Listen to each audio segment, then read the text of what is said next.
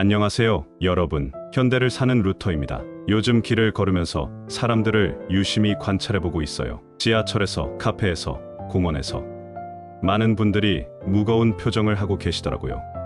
어깨가 축 처져 있고 한숨을 쉬는 모습들을 자주 보게 되어요. 특히 한 어머니를 우연히 보게 되었는데요. 아이와 함께 걸으면서 전화 통화를 하고 있었어요. 여보, 정말 모르겠어요. 아이 교육비도 생활비도 부모님 병원비도 언제까지 이렇게 힘들게 살아야 할까요? 하는 목소리가 들렸거든요. 정말 현실적인 질문이었습니다. 맞아요.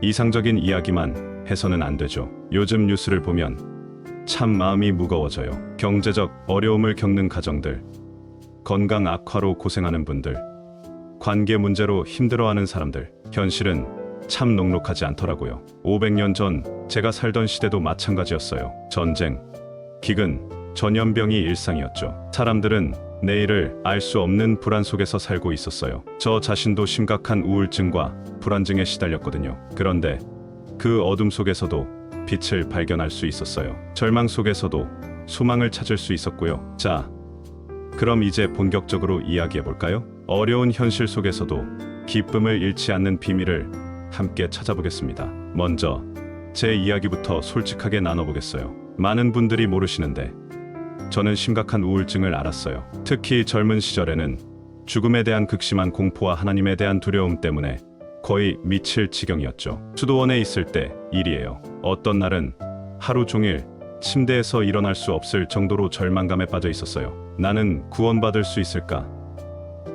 내가 아무리 노력해도 하나님께 인정받을 수 없다면 어떻게 하지? 이런 생각들이 머릿속을 맴돌고 있었거든요. 밤에는 잠을 못 자고 뒤척이고 있었어요.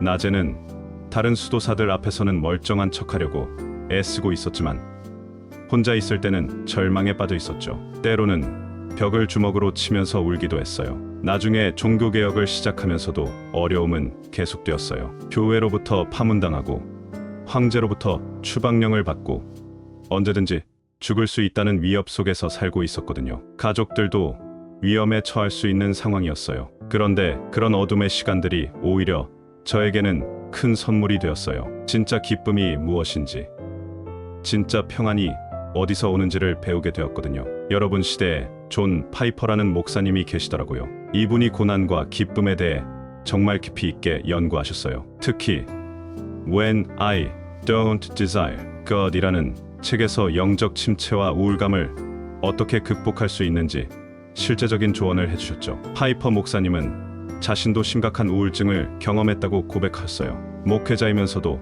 몇 달 동안 설교도 할 수 없을 정도로 힘든 시간을 보내셨다고 해요. 그런데 그 경험을 통해 더 깊은 통찰을 얻게 되셨거든요. 파이퍼 목사님이 강조하는 것 중 하나가 하나님 중심적 기쁨이에요. 우리가 추구하는 기쁨이 상황에 의존하는 게 아니라 하나님 자체에서 나와야 한다는 거죠. 상황이 좋을 때만 기뻐하는 게 아니라 하나님이 누구신지를 알기 때문에 어떤 상황에서도 기뻐할 수 있다는 거예요. 또 파이퍼 목사님은 고난을 통한 성장에 대해서도 많이 말씀하셨어요. 고난 자체가 좋은 건 아니지만 고난을 통해서 우리가 배우게 되는 것들이 있다는 거죠. 겸손함, 의존성, 진정한 가치에 대한 깨달음 같은 것들 말이에요. 특히 인상 깊었던 건 파이퍼 목사님이 기쁨은 명령이다라고 하신 말씀이에요. 기쁨이 단순히 감정적인 반응이 아니라 우리가 의식적으로 선택할 수 있는 것이라는 거죠. 물론 쉽지 않지만 연습하고 훈련할 수 있는 영역이라는 것이에요. 요즘 사람들이 겪고 있는 어려움들을 보면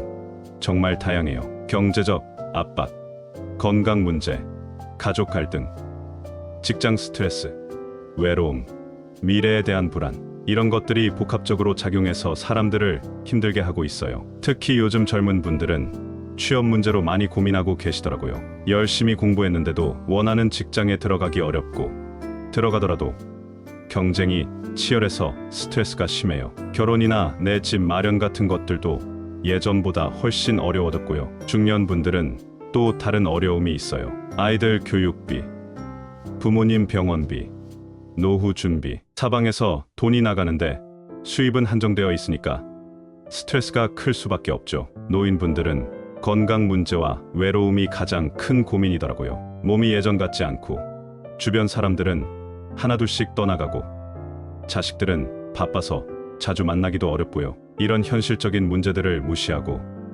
그냥 기뻐하라 고 말할 수는 없잖아요. 진짜 기쁨은 현실을 부정하는 게 아니라 현실을 직시하면서도 그 너머에 있는 소망을 발견하는 것이거든요. 제가 어둠의 시간들을 통해 깨달은 몇 가지 비법들을 나눠볼게요. 첫째, 작은 것들에 감사하는 습관을 기르는 거예요. 제가 가장 힘들 때 도움이 되었던 게 이거였어요. 아침에 일어나서 창문을 열고 새소리를 들을 수 있다는 것, 따뜻한 차 한 잔을 마실 수 있다는 것, 이런 작은 것들에 감사하기 시작했어요. 처음에는 이런 작은 것들이 뭐가 그리 중요하다고 라고 생각했는데 계속 하다 보니 마음이 조금씩 달라지더라고요. 감사할 거리를 찾다 보면 불평할 거리보다 감사할 거리가 더 많다는 걸 알게 돼요. 둘째, 다른 사람을 도우면서 의미를 찾는 거예요. 저는 가장 힘든 시기에도 학생들을 가르치고 어려운 사람들을 도왔어요.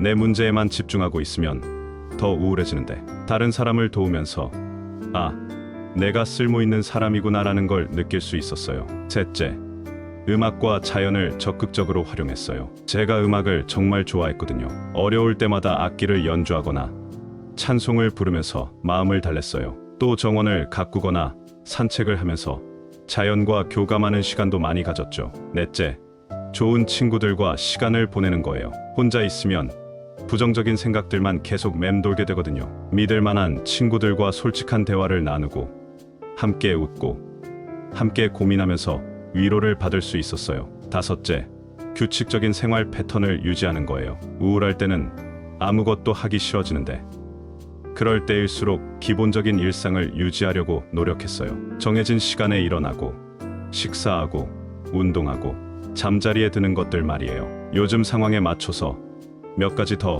구체적인 조언을 드릴게요. SNS를 적절히 조절하세요. 다른 사람들의 좋은 모습만 보면서 내 현실과 비교하게 되면 더 우울해져요. 하루에 SNS 보는 시간을 정해놓고 그 시간에만 보는 습관을 들이면 좋을 것 같아요. 운동을 생활화하세요. 제가 살던 시대에는 자연스럽게 몸을 많이 움직였는데 요즘은 대부분 앉아서 일하잖아요. 운동이 우울증 치료에 정말 효과적이라고 하더라고요. 거창한 운동이 아니어도 매일 30분씩 걷기만 해도 큰 도움이 될 거예요. 디지털 디톡스 시간을 가져보세요. 하루 중 일정 시간은 모든 전자기기를 끄고 조용한 시간을 가져보세요. 명상을 하거나 기도를 하거나 그냥 조용히 생각에 잠기는 시간을 가지면 마음이 많이 평안해질 거예요. 취미를 하나 만들어 보세요. 결과나 성과에 상관없이 순수하게 즐길 수 있는 것을 찾아보세요. 그림 그리기, 악기 연주, 요리, 원예 등 뭐든 좋아요. 그런 시간들이 쌓이면